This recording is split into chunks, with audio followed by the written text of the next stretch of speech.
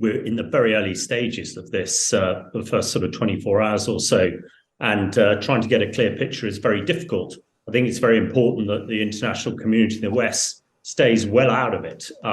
If the Russians want to fight themselves to a standstill, then that's entirely up to them. We don't want to give Putin or the Kremlin any credence behind anything to do with the West being involved.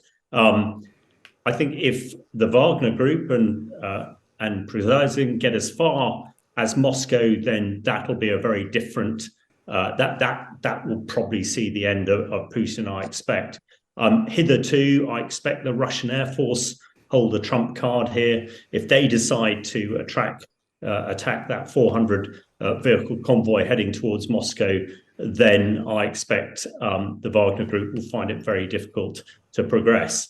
But lots of people are talking about what the Russian army is going to do. Well, some of them seem to be changing sides. But remember, most of the Russian army is in Ukraine. And in this turmoil and challenging times, I expect they have no idea what's going on. So there will be huge opportunities for Ukraine to press home the advantage there. But very early days, and we need to look very carefully on how these things progress in the next day or so. And just explain to our listeners as well, Hamish, what is the kind of difference between a sort of an uprising and a sort of, or a kind of an armed rebellion and a coup? What is the sort of difference between those terms? Well, I think it's probably semantics. I think the idea of a coup would be that there would be more than just the leader of the Wagner group, more than him just leading this. And, there is no indication that there are other senior figures in the Kremlin who are supporting him. At the moment, it just appears to be his private army, the Wagner group, who, fairly large, the most capable part of the Russian army. So at the moment, this seems to be, say, isolated uprising. They've got incredibly far in a very short space of time, and they're taking the focus completely on themselves and off the war in Russia. But he has been highlighting and signaling this for some weeks now.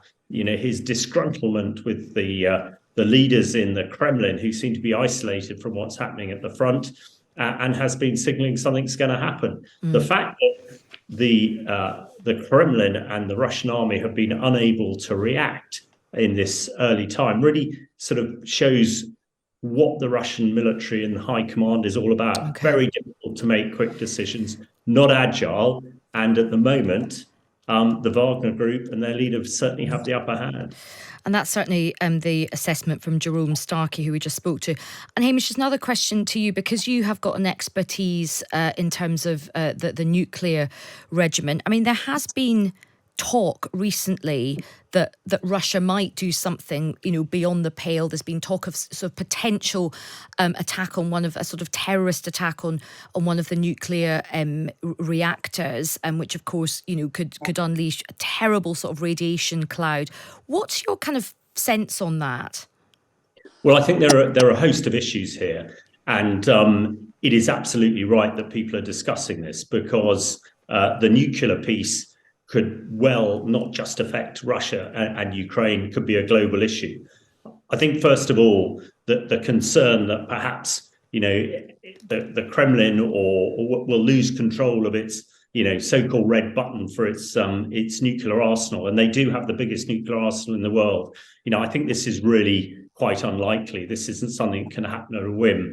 As far as its smaller nuclear weapons, its tactical nuclear weapons, I think it's hugely unlikely that even Putin would use them against the Wagner group to try and stall their march into Moscow.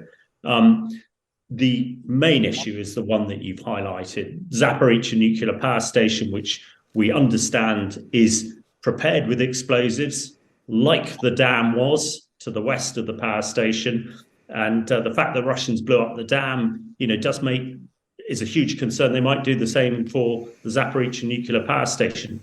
Having said that, it's now being guarded by, I expect, 500 pretty disgruntled Russian military, and hopefully the Ukrainian forces are trying to make sure that they do not create some sort of dreadful nuclear accident. But I don't think people need to be overly concerned at the moment that we'll see some sort of nuclear Armageddon.